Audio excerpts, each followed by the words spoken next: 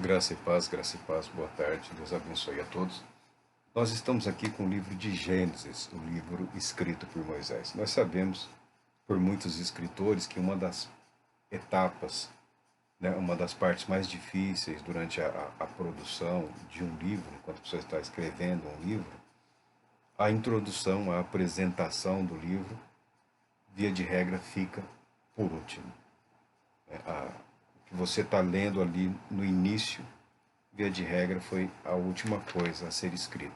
É claro que isso não é uma regra geral. Alguns autores, alguns escritores têm uma habilidade fantástica, têm uma ideia e a partir daquela ideia desenvolve, mas alguns já têm uma ideia a ser desenvolvida e a maneira que vão apresentar aquela ideia para as outras pessoas é a maior dificuldade. O que isso tem a ver com a vida de Moisés? Isso tem muita coisa a ver com a vida de Moisés. Muitos textos da palavra de Deus, muitos textos dos livros de Moisés, mostram o povo murmurando. Uma das lutas que Moisés teve, uma das batalhas que ele enfrentou, foi contra esse pecado do povo, o pecado da murmuração. Não é muito levado a sério, não é muito levado a sério, mas causa uma série de dificuldades, de problemas para o próprio indivíduo, né? E ele acaba se tornando esse ato, essa cultura, né, de murmurar, ela é algo que acaba contaminando. Porque murmurar é apontar para a dúvida, é apontar para a situação de difícil compreensão. Muitas vezes o ato de murmurar é voltar-se para a própria dor e não reconhecer um Deus que está agindo com a intenção de estabelecer a paz, a cura, a sua verdade. A história do próprio Moisés, antes de entrarmos no texto, né, o texto é o que diz aqui: no princípio, Deus criou os céus e a terra. A terra, entretanto, era sem forma e vazia. A escuridão cobriu o mar que envolvia toda a terra, e o Espírito de Deus se movia sobre a face das águas. Outras versões dizem que a terra estava sem forma e vazia, né? E o Espírito de Deus pairava sobre a face do abismo. Vários escritores, vamos dividir em dois grupos. Uns recorrem à mitologia babilônica para tentar apresentar como supostamente seria a mente das pessoas naquela época no que diz respeito a uma visão da criação do universo, a criação do mundo, a formação, a criação da própria humanidade. E um outro grupo recorre, via de regra, aos egípcios, né? A cultura egípcia também tinha lá, no panteão de deuses egípcios, toda uma, toda uma mitologia sobre a criação do universo, o bem, o mal, né? O caos. Mas, via de regra, esse texto aqui, ele possui paralelos na mitologia babilônica e na mitologia egípcia. Na própria, na própria Bíblia hebraica, ela usa as expressões, né, torro e vorro, torro vavorro, né, dizendo que a terra era sem forma e vazia, mas dá uma conotação de uma situação caótica, uma referência ao caos. O caos, no mundo antigo, é considerado uma entidade. O caos não é um estado de coisas. O caos é um ser, é uma entidade espiritual que busca corromper ou destruir a ordem da criação. Isso é da mitologia. Isso daí você já assistiu filmes, pode ter lido vários livros a esse respeito, né? Tem muita literatura nessa área aí de mitologia babilônica, mitologia egípcia. Via de regra, o caos é apresentado como uma entidade sem forma específica que como que devora, né, destrói a ordem da criação. Essa é a mentalidade do povo, né? Essa era uma maneira, na minha opinião, de ensinar as crianças, tá? Não significa que as pessoas tivessem uma mente mitológica. O mito servia para explicar certas situações que a mente humana não era capaz, né, de estabelecer uma verdade inquestionável. Então, o mito é uma maneira de estabelecer, explicar aquela situação. E o mito existe até hoje, a mitologia nunca acabou. A mitologia também é utilizada pelos teólogos para tentar lançar alguma luz no texto bíblico, servindo de paralelo. As pessoas pensavam assim, mas através de Moisés, Deus está mostrando, mostrando outra coisa. A vida de Moisés, antes de entrarmos no texto do caos, é a vida de um homem marcado. Um homem marcado de uma forma boa. De uma forma boa. Nós temos na Bíblia a história de Caim, que recebeu a marca do pecado, a marca do pecador, a marca da condenação, a marca daquele que vivia afastado de Deus. Foi uma maneira também de Deus proteger o próprio Caim, mas uma consequência dos atos e decisões pecaminosas de Caim. A vida de Moisés era a vida de um homem marcado. De um homem marcado pela graça de Deus, pelo favor de Deus.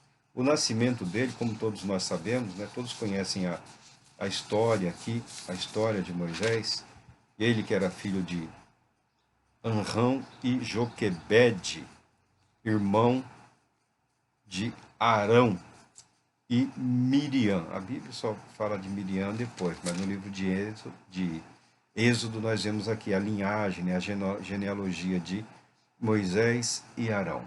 Moisés nunca de fato esteve só na sua vida. A partir do ministério, a partir do momento em que Deus o chama para ser o libertador de Israel, o irmão está ao lado dele. Nunca esteve sozinho. Mas o nascimento de Moisés, ele é marcado pelo sinal de ser favorecido, favorecimento.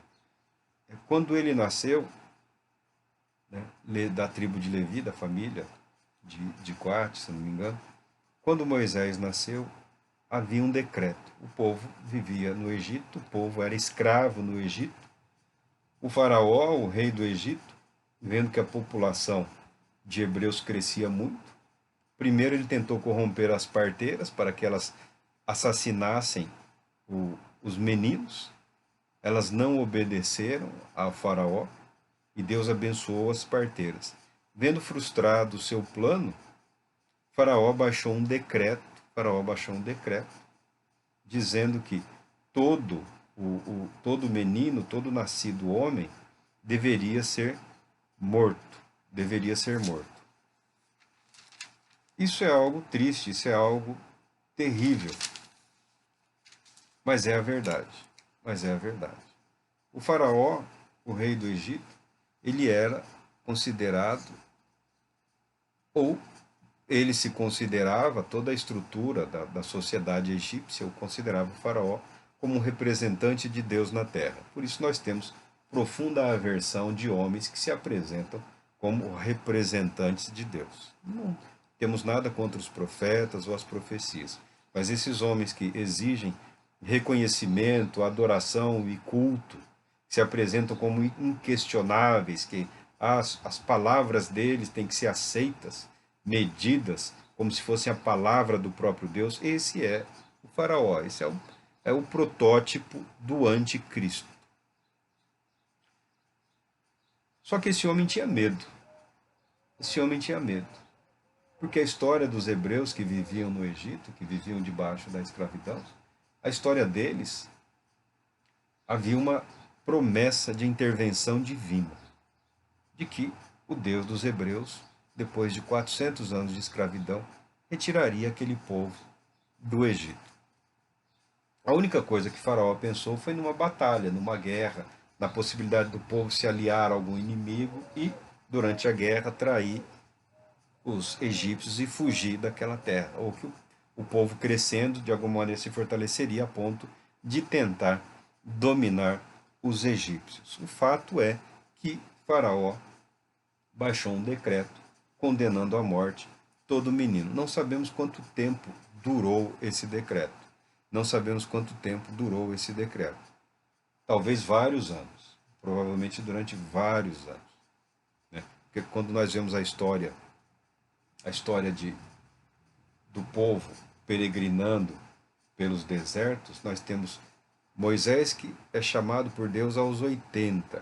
Aí depois, como substituto, depois de 40 anos, nós temos o jovem Josué. Nós temos uma lacuna entre Josué, Caleb e Moisés, Arão ali, em termos de idade, quase 40 anos. Então nós não sabemos quanto tempo exatamente durou o decreto do faraó, mas provavelmente durou um bom tempo. Quando essa criança nasceu, quando esse menino nasceu, a Bíblia declara aqui, é interessante o relato, né, que era um menino, que era bonito e era saudável, e a mãe ocultou essa criança por 3 meses. Agora, volta para a perspectiva de uma mãe grávida durante 9 meses vivendo debaixo do terror de ter que entregar o filho para ser assassinado, no caso de ser um menino. E vendo aqui e acolá uma amiga, uma conhecida, uma vizinha, tendo o filho arrancado do peito e assassinado, porque um homem que se acha ou que se considera um Deus na terra disse que não aceitaria meninos daquele povo. Imagina a estrutura mental, a estrutura psicológica, o ambiente emocional, vamos falar aqui das mulheres, dos homens, das mães e dos pais, hebreus, naquele período, naqueles dias, e depois por muitos outros dias. Quando Moisés nasceu, o terror já estava instalado na mente, no coração daquele povo. E o escravo pode uma única coisa: obedecer. O escravo não pode reclamar. Então o povo tinha que silenciar. O povo não tinha a quem recorrer. O povo podia aguardar o cumprimento da promessa de Deus de uma libertação, de um livramento, que eles não sabiam como, nem através de quem. Mas quando se fala de libertação, de libertador, a figura é sempre de um homem, de um herói, de alguém que toma a rédea da situação e conduz bravamente o povo para uma vitória. Moisés nasce nesse ambiente. A mãe oculta a criança por 3 meses. Né? Quem é pai, quem é mãe, uma criança, 3 meses, conseguir evitar que o choro da criança desperte, chame a atenção. É uma coisa bastante complicada, mas por 3 meses, habilmente, essa mãe consegue ocultar o menino. Vendo que não seria mais possível, diante do risco, diante da possibilidade certa de não somente a criança ser assassinada quando os soldados a encontrassem, ou caso alguém delatasse aos egípcios a criança ali, não somente a criança seria assassinada, como também provavelmente toda a família que desobedeceu a um decreto de Faraó. Então, nós conhecemos a história, a mãe prepara ali um cesto, né, um cesto, protege para flutuar, uma pequena arquinha, né, alguns usam por conta da expressão, né, do cesto, de uma pequena arca, né, que foi preparada para Moisés, selada, vedada com betume, tal qual a arca, tal qual não, né? O cesto para um menino e a arca também é usada a mesma expressão. Então, é a arca que protege o menino, é um protótipo para um único ocupante do que foi a arca de Noé, do que foi a arca de Noé. Tá? Então a expressão é usada 2 vezes, né? Do cesto, da arca feita de papiro lá, protegido com betume, É a mesma expressão usada na preparação da Arca de Noé, é usada aqui na preparação do cesto que protegeu o menino.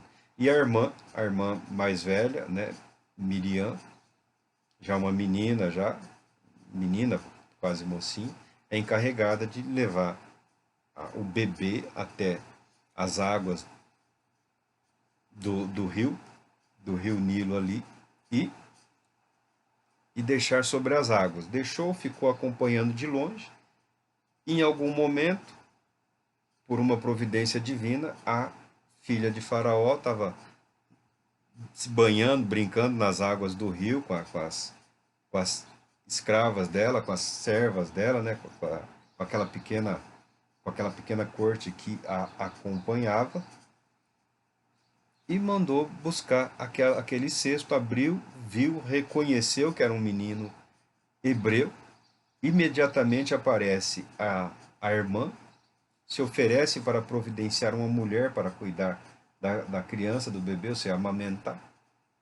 A princesa concorda, a própria mãe é levada até a princesa, né? A própria mãe é levada, e a partir daí a mãe é encarregada de cuidar daquela criança, daquele bebê, até uma determinada idade, para depois ser entregue no palácio para viver como filho, porque a filha de Faraó estava adotando, tomando para si aquela criança que foi tirada do Nilo. O Nilo era uma espécie de Deus. O Nilo era interpretado como um Deus, né? Então, aquela criança é vista como que tirada ou devolvida, né? Ou dada à vida pela divindade. Então, Moisés, quando é livrado da morte, ele passa a viver na própria casa dos seus pais, cuidado pela mãe, pelo pai, pela irmã, pelo irmão. Mas o fato é que, para a família de Moisés, foi uma intervenção divina. Mas a história contada pela filha de Faraó foi uma intervenção divina vinculada aos deuses no qual ela acreditava, no qual eles acreditavam. Então, nós temos uma intervenção reconhecidamente divina por todos os lados. É claro que a criança não foi simplesmente mandada de volta para os pais para viver ali entre os escravos, sem nenhuma proteção ou cautela. Na casa dos pais havia um símbolo lá, um selo da família real, que marcava algum tipo de proteção do Estado para com aquela casa. A criança certamente recebeu vestes, adornos, né? Um sinal de pertencimento à família real, à casa de Faraó. Não sei quanto tempo Moisés viveu na companhia da mãe e do pai. Se 4 anos, se 6 anos, 2 anos, tempo suficiente para ser desmamado e para ser entregue para aquela outra família. Agora você olha de novo, você olha de volta no aldeamento lá, onde vivia a família, em que Moisés está inserido, quando vem aquela mulher com aquela criança no colo. É claro que essa criança passa a ser, esse Moisés passa a ser um sinal, uma marca de uma intervenção divina, de uma potencial cumprimento da promessa de Deus. O que será dessa criança? O que o Deus dos Hebreus está fazendo? O que o nosso Deus está fazendo através da vida dessa criança, dessa família? Moisés é marcado pela proteção divina. Quando essa criança é levada para o palácio como filho da princesa, a marca da intervenção divina, ainda que da perspectiva do panteão dos egípcios, é a mesma. Porque a criança, a mãe fala que o tirou, que o recebeu do Nilo. É um presente dos deuses, é um presente do céu. Moisés é marcado como abençoado, Moisés é marcado como sinal de bênção, de intervenção divina, não só pela cultura ali dos hebreus, mas pela própria cultura e pensamento também do povo egípcio. E 40 anos esse homem viveu nessa situação, aprendendo, vivendo, trabalhando, atuando. A Bíblia declara que o homem Moisés era muito respeitado pelos oficiais de Faraó, pelos oficiais do Egito. 40 anos vivendo nos palácios, foram 40 anos em que ele aprendeu a sabedoria do mundo. Ele aprendeu praticamente tudo o que o Egito tinha a oferecer para alguém, além do conhecimento da cultura do próprio povo. Foram 40 anos. Foram 40 anos de uma vida marcada pela intervenção e pela proteção divina. 40 anos. Qualquer um que olhasse para Moisés via naquele homem a marca de uma promessa. Via naquele homem uma intervenção do próprio céus. E o pensamento é: o que será desse homem? E o livro de Êxodo nos mostra aqui, aliás, o livro de Gênesis nos mostra que em determinado momento Moisés o livro de Êxodo, em determinado momento, capítulo 2, Moisés, a palavra visitar não é uma visita social, não é uma, quando fala que ele quis visitar os seus irmãos, não é uma visita social. A palavra visitar diz respeito a inteirar-se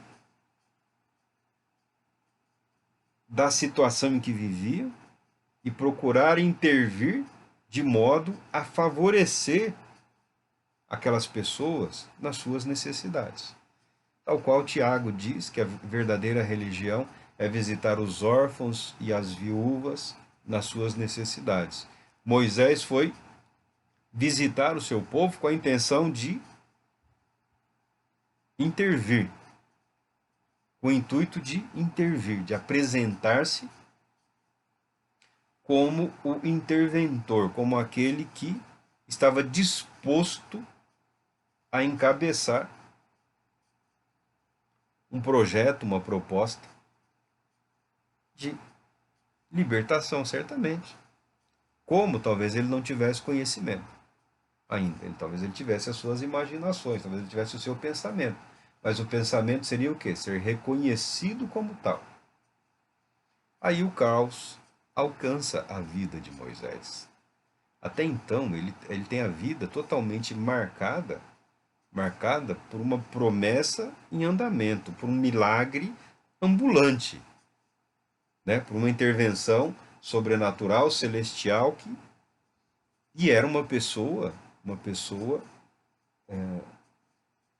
capaz de feitos notáveis, pelo que nós entendemos de Moisés, pela sabedoria que ele demonstra, pelo conhecimento, pela sua organização militar e por tudo mais. É uma pessoa altamente capaz. Mas quando ele vai na direção do que seria o início de um processo de libertação, o caos atinge a vida de Moisés. A vida de Moisés é alcançada pelo caos. Por quê? Um homem, provavelmente um egípcio livre, um homem livre, estava oprimindo, espancando um escravo hebreu. E quando ele procurou intervir, ele acabou tirando a vida daquele homem. Pegou aquele homem e enterrou em algum lugar.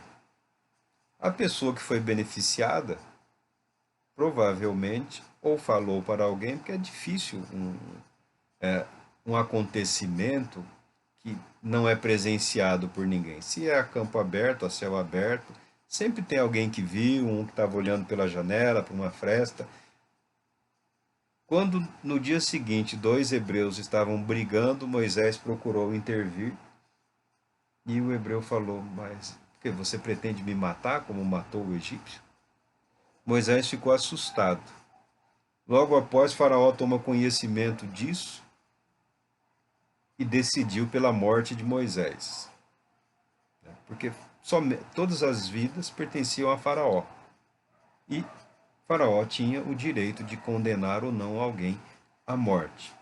Havia um senso de justiça, havia uma estrutura que funcionava. E Moisés quebrou isso. E nesse momento, todo o privilégio que ele recebeu ao longo da vida se desfez. Um único ato lançou a vida de Moisés no mais aparente caos.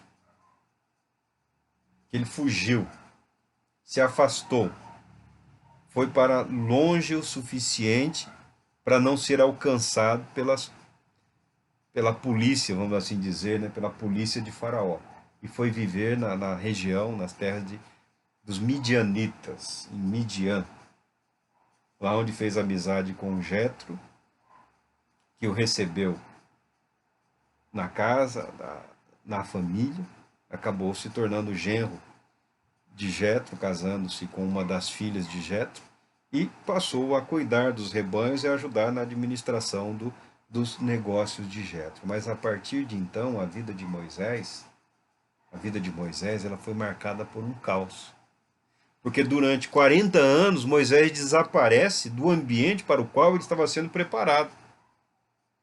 Que ele mesmo se interpretou como preparado, como o povo tinha alguma expectativa, e os judeus também, os hebreus e também os egípcios. É um presente dos céus, é um presente de Deus, é algo. Porque ser lançado no Nilo era ser devolvido aos deuses. Na verdade, na prática, os pais, quando rejeitavam alguma criança recém-nascida, porque diz aqui que Moisés era bonito e era saudável. Naqueles tempos, e até pouco tempo atrás, recém-nascidos que aparentavam doença, ou não eram saudáveis, ou tinham problemas físicos, né? Essas crianças, em várias culturas do mundo, eram abandonadas, mortas, deixadas para lá. No Antigo Egito, a maneira como as pessoas se livravam disso era devolvendo para o Nilo. É uma maneira de tentar criar um suporte espiritual ou psicológico, seja lá o que for, para um ato de crueldade ou de maldade humana. Não é? A criança não era agradável aos olhos, os pais, normalmente o pai, né, devolvia para o Nilo. Porque do Nilo vem a vida. Então eles devolviam para o Nilo. As crianças rejeitadas, né, eram lançados a partir de um certo período. Os bebês hebreus também eram assassinados, provavelmente seguindo esse ritual. Não sabemos se os hebreus tinham direito, eram escravos, se eles tinham direito a algum tipo de sepultamento no que dizia a respeito às crianças condenadas à morte. Mas e Moisés é o contrário, né? Ele é resgatado. Né? O Nilo que dá vida entregou Moisés. E ele desaparece por 40 anos. E por 40 anos, nós só sabemos que ele passou a trabalhar. Por 40 anos, nós sabemos que ele viveu sob a proteção de um sacerdote de Midian. Esse homem teve a vida alcançada pelo caos. E certamente, pelo menos a sua mente, viveu nesse aparente caos por um longo período. Por um longo período, até que Deus, de fato, se revela a Moisés. Que Deus aparece, que Deus evidencia, essa é a hora, esse é o momento, a partir de agora, Deus o está enviando para uma missão. Mas ele passou 40 anos debaixo de uma terrível e cruel dúvida. Eu não sou fã dessa história de tempos, de períodos. São 7 anos disso e mais 7 anos daquilo. É tudo assim, né? 7 anos, 30 dias, 40 anos, uma parte, outra. Eu não, não me interesso por essas ideias e por esses conceitos. Mas veja, esse homem entende o que é o caos, entende o que é enfrentar na sua vida situações que ele não é capaz de compreender, de explicar ou de justificar. Tirou a vida de um homem, só queria ajudar, queria colaborar. Tudo desandou, de protegido que era, de amado que era, de respeitado que era, tornou-se um fugitivo. Ninguém fez oposição a Faraó porque não podia. E ninguém pôde proteger Moisés. Viveu exilado. Exilado de dois mundos: da cultura, do pensamento egípcio e também dos hebreus.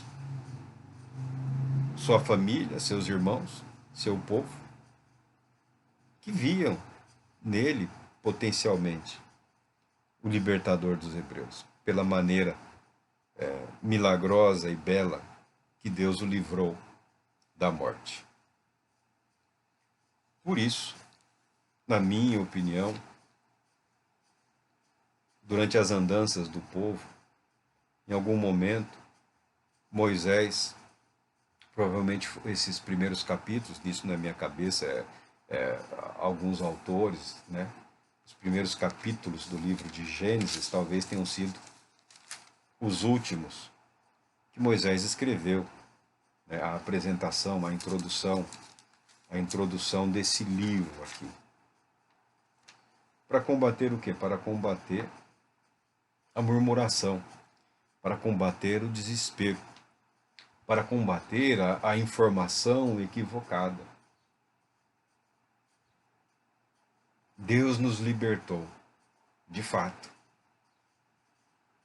Desde que fomos tirados no Egito, Deus mostrou a sua face para nós. Olha, a história é narrada e é relatada, mas o livro de Gênesis tem o objetivo de deixar bastante claro que Deus sempre esteve no controle. Deus sempre esteve no controle. O período em que o povo viveu no Egito já havia sido previsto, já havia sido pré-anunciado. As dificuldades já eram do conhecimento de Deus. Desde quando? Desde o início. Esse versículo é 1 e 2, a Bíblia foi dividida em versículos, mas quando você vem para Gênesis, agora voltando para Gênesis, só para ter essa ideia, né? O texto diz: no princípio, Deus criou os céus e a terra. A terra, entretanto, era sem forma e vazia. A escuridão cobria o mar que envolvia toda a terra, e o Espírito de Deus se movia sobre a face das águas. É Moisés evidenciando, deixando bastante claro que não é novidade na história da humanidade ou na história da criação do próprio universo uma tentativa de impedir a ação de Deus. Porque quando se relata isso, ele está contando uma história, né? Você precisaria imaginar pessoas peregrinando, vivendo em tendas, né? Crianças nascendo, pais ensinando os filhos, homens mais velhos se reunindo para conversar, Moisés entre os sábios, transmitindo o conhecimento que Deus deu a ele, porque com a revelação de Deus, com Deus se revelando para Moisés, a mente de Moisés recupera uma ordem, recupera uma estrutura capaz de compreender passo a passo o agir e o mover de Deus. Nas dificuldades que ele teve pelo longo período de afastamento, está Arão do lado dele, Arão, o irmão, o intérprete de Moisés, para falar ao povo, de maneira que os dois são apresentados em alguns momentos como se só houvesse um ali falando, dada a sintonia, dada a harmonia, dado o agir de Deus naquele momento da história. O caos, o aparente caos, né? Porque nós chamamos de uma situação caótica quando nós observamos e não conseguimos compreender qual o propósito daquilo, o que de fato provocou aquela confusão, ou não conseguimos identificar a maneira mais simples, equilibrada de resolver aquele problema. Então, é o que nós chamamos de uma situação caótica. Mas olhando para a mentalidade antiga, para o conceito do povo antigo, o caos, a desordem, ou a aparente falta de ordem, ou a aparente impossibilidade de cumprir o propósito para o qual foi preparado, não atingiu única e exclusivamente a vida de Jó. Nós temos também outros personagens da Bíblia cujas vidas foram brutal e cruelmente atacadas pelo caos, pelo mal, pela desordem, pela confusão, pela desarmonia, pela morte, pela destruição. E a Bíblia declara, Moisés ensina aqui no livro de Gênesis, que antes da humanidade ser atacada ou confundida pelo caos, pela falta de coerência, pela aparente desordem, pela dificuldade de se compreender a finalidade, a própria criação sofreu um momento assim. E o que é bonito, o que é belo, o que é impressionante no livro de Gênesis, nesse primeiro relato da Bíblia, é que Moisés declara que o Espírito de Deus se movia sobre a face das águas, ou o Espírito de Deus pairava sobre a face do abismo. Por que sobre a face do abismo? A cosmologia, cosmogonia, as teorias, as hipóteses de criação do universo, toda cultura tem uma. Os nativos brasileiros têm, os nativos americanos, de um modo geral, são similares, são parecidas. Você vai para outro lado do planeta, todos têm. E todos apresentam a vida como que surgindo da água.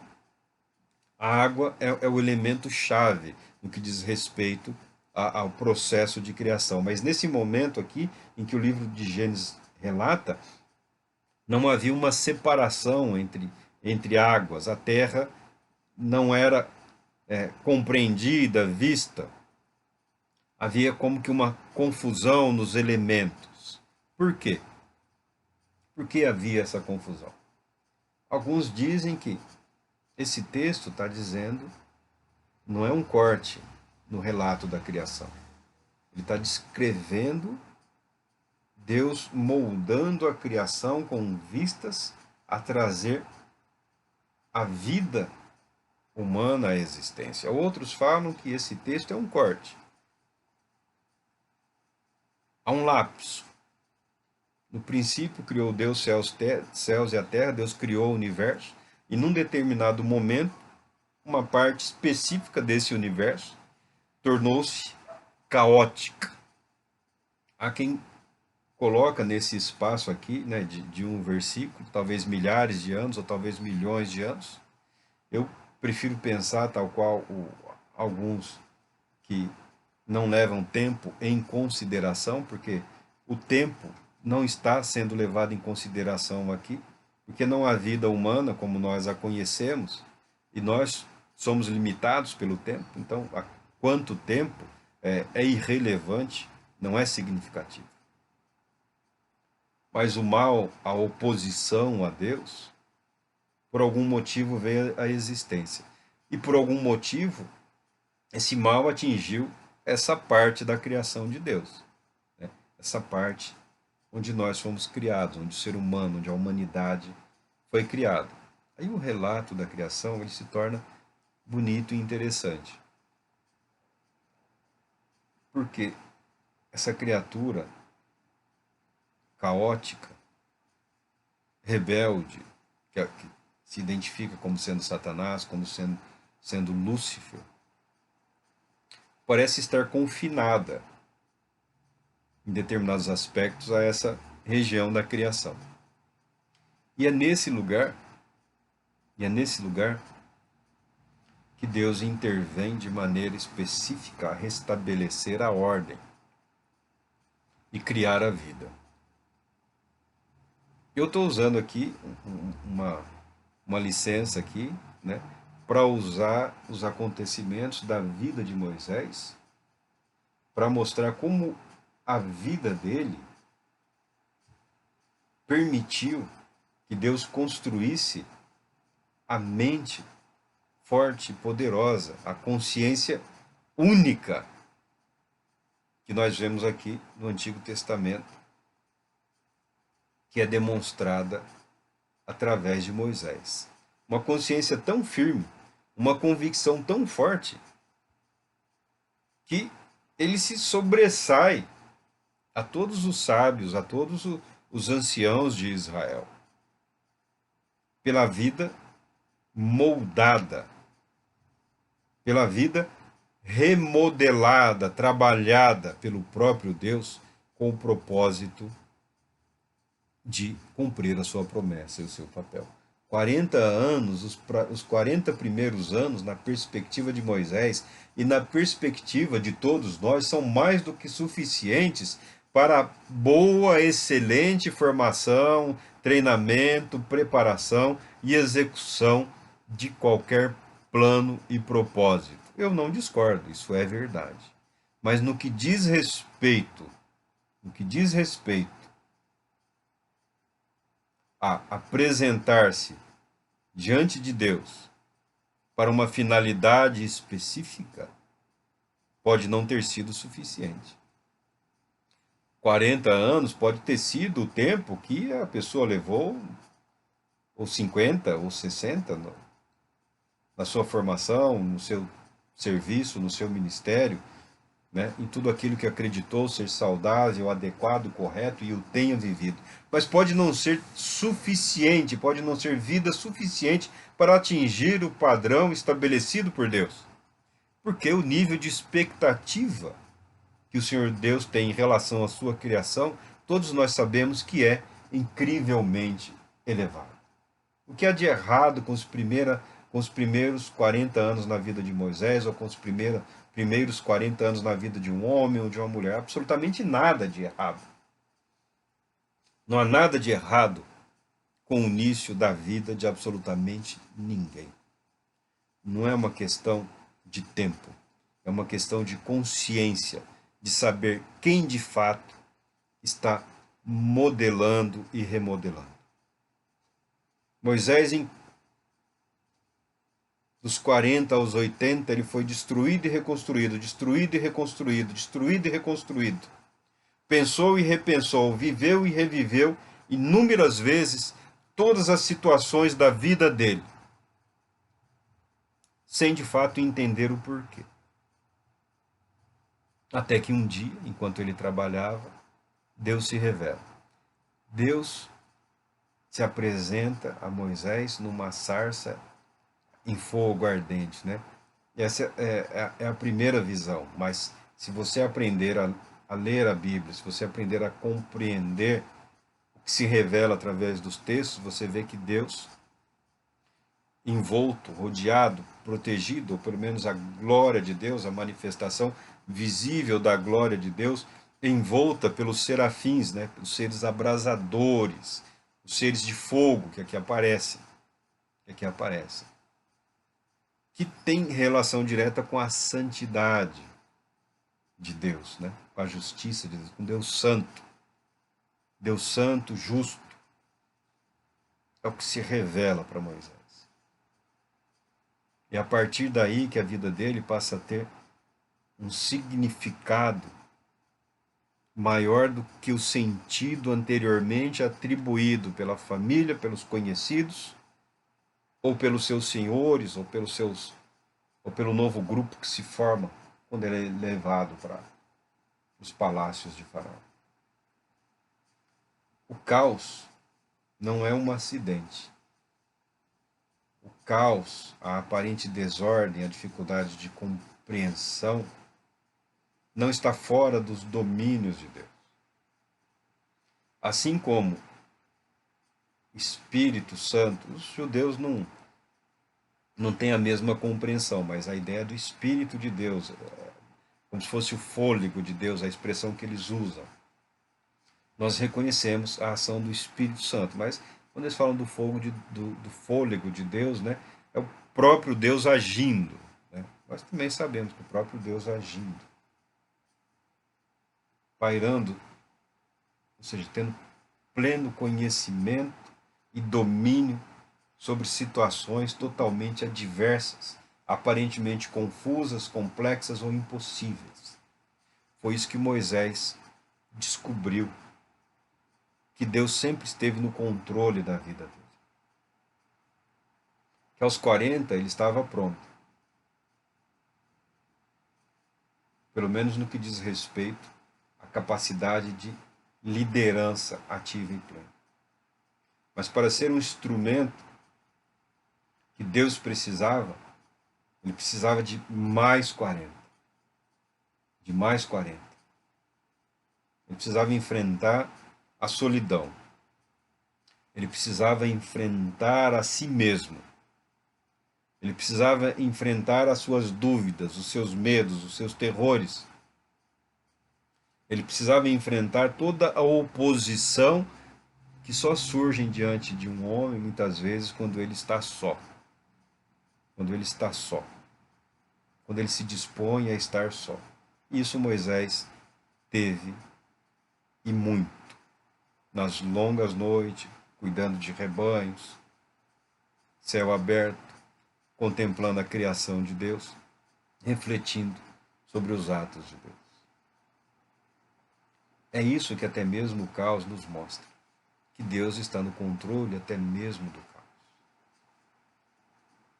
A situação está difícil, está caótica, está assustadora, meu Deus, o que será? Ainda bem que Deus está no controle. Do contrário, de fato, seríamos totalmente destruídos. Deus está no absoluto controle de absolutamente tudo, de todas e quaisquer circunstâncias que possam atingir as nossas vidas. Deus está no controle. Deus está agindo. Deus nunca está omisso. Deus nunca está ausente. Precisamos, ao invés da murmuração, da reclamação, da montanha de dúvidas, de medos, de terrores, de temores, precisamos reconhecer novamente a soberania de Deus. Até mesmo quando as coisas aparentemente pioram. Para onde vai o mundo, para onde vai a igreja, para onde vai a política, para onde vai a religião, para onde vai a economia. Vai para onde tem que ir. Porque Deus está no controle. Quer sejam bons, quer sejam maus momentos. Graças a Deus, porque Ele está no controle. Deus Todo-Poderoso te abençoe. Querendo Ele, retornaremos, dando sequência a esse texto, a partir de Gênesis, né? Explorando mais esse texto aqui do início, da origem